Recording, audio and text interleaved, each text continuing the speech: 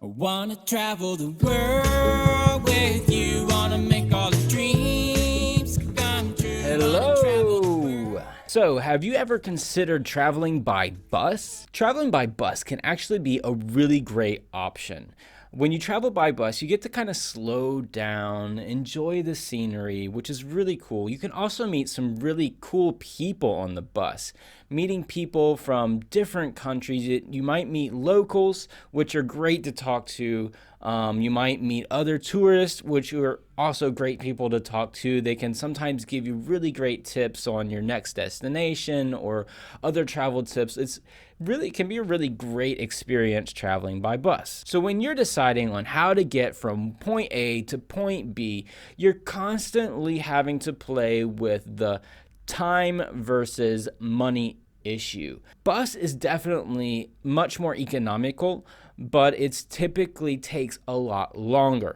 Traveling by train in Europe is also a great option, but it's usually much more expensive than the bus. So today I just want to focus on my European bus trips. In 2017, my wife and I took a trip to Europe, and we went first to Brussels, Belgium, and then we took the train from there to Paris. That was cool. And then from Paris, we took a bus all the way up to The Hague in the Netherlands, and that was like an overnight bus trip. The cool thing about traveling by bus is like you can spend the whole night on the bus, so you don't have to pay for a hostel or a hotel. That's cool. Not very comfortable necessarily, but it definitely saves you a lot of money when you're getting two birds. How do you say that? Throwing a stone at two birds. Killing two birds at once. Right. So from there, we took a train to The Hague over to Amsterdam. Spent a few days in Amsterdam. That was an amazing time. Later from Amsterdam, we got on another bus heading over to Ghent, Belgium. This is where it kind of gets funny. So we get on the bus and we're waiting to take off towards Belgium when the bus driver gets on and he says, "Just want to let you know that drugs are legal here in Amsterdam, but they are not legal outside of the Netherlands. And so if you have any drugs with you, you need to get rid of them right now." And sure enough, there was a couple who gets off the bus, sits down on a bench outside, and they start pulling out all this marijuana, but like in every single form you can imagine. I mean, in Amsterdam, they have like marijuana popsicles, marijuana brownies, obviously, marijuana suckers, marijuana cookies, marijuana incense. Like, incense? Hello? I thought incense was to cover up the smell of the marijuana. So this couple starts like taking out all these different marijuana products, and they're lighting up their joints and they're smoking as fast as they can. A stranger like walks up and he's like, "Hey, what's going on?" They're like, "Hey, you want one?" And they're like, handing out joints and stuff. They're like eating their cookies, brownies. It was hilarious. When they got on the bus, they were high as kites. It was just So let's fast forward. It's December 31st, 2018, and I am in Rome with a Mexican friend, and we're enjoying Rome, hanging out, seeing some of the sights, went to the Colosseum and some of the other sites around there. The pizza in Rome was amazing. Later that night, we went to see the fireworks show. Happy New Year!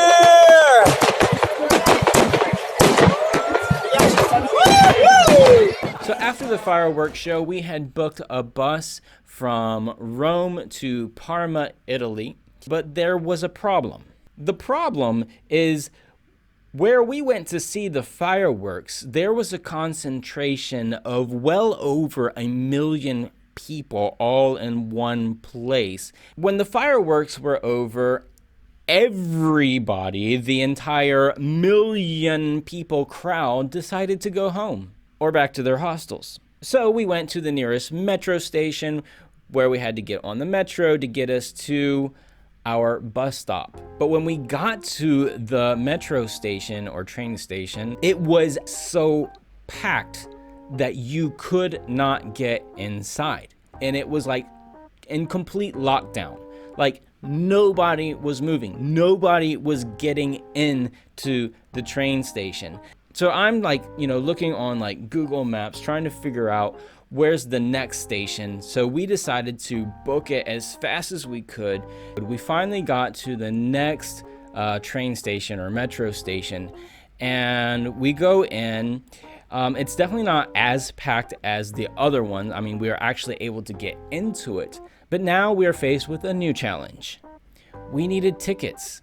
I figured we'd be able to buy our metro tickets with a credit card. There's machines in Europe, and you stick your credit card in the machine, and it gives you a card or a ticket or something, which enables you to get on the metro. So there were several machines there to buy tickets, but none of the credit card devices were working. And neither me nor my travel buddy had any coins on us or cash to be able to buy the tickets. We're kind of starting to freak out and get kind of nervous. Like, what are we gonna do? We gotta get to the bus station. So as I'm like standing there by the machines trying to figure out how am I going to beg, how am I going to persuade people to give me enough money to buy my metro ticket, my Mexican travel buddy just goes on up front to see where the people are moving in. And he comes back and he's telling me it's like total chaos down there. Like, just forget the tickets. We're not gonna buy tickets. Just come with me. So like I follow him down there, and it is just absolutely packed, like wall to wall. People are trying to get through, and there's armed guards there to control the crowds. After a few minutes of standing there, we see that the guards open the gates, and like people just start pouring through. And then like they shut the gates again, and it was like there was already enough people on the platform, and they were not gonna allow the platform to be completely flooded, because if they did, there might be some type of accident. So we decided to just like stick it out there in the crowd, and we waited and we waited and we kept pushing our way up to the front, and eventually the policemen opened the gates and allowed us to go through, and we didn't have to buy a ticket for the metro, and we were able to get from there to the bus. It was just like this huge sigh of relief to finally like get through that situation, get on the metro, sit down, get over to the bus station, and you know what? The bus isn't there yet. And we're like, what in the world? Like, we're like just barely made it, expecting the bus to be like waiting for us. The bus is not even there yet. So from there we like went over to the store, got something to drink, hung out for a little while, then went back to the bus station, waited for our bus some more, and it finally arrived there like an hour and a half late. This happens to me a lot. Like, I get into a hurry and I'm like, I gotta go, I gotta get there, I gotta do this, and I'm like in such a rush. And then when I finally get there, all of my worrying was completely in vain. We made it to Parma. Parma was a really cool city, home of Parmesan cheese. You have definitely got to try the original Parmesan cheese in Parma. Like, that is the stuff right there.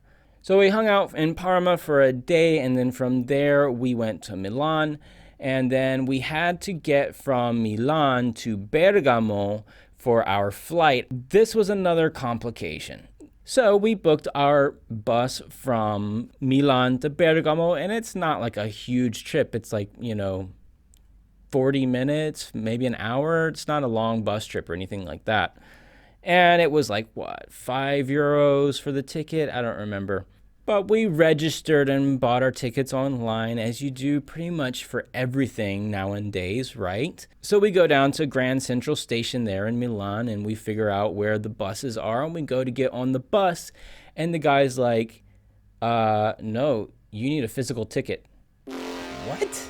And it's like, it's obvious. I mean, the guy's got a clipboard there. He's got our names registered there. We could show him our passports and prove that we are on the list. But no, their deal is that you have to have a physical ticket. And we're like, where are we going to get that? And he's like, you were supposed to print it out. Well, thanks for telling us now. So we go back into the Grand Central Station and we're trying to find a place where we can print out our physical tickets.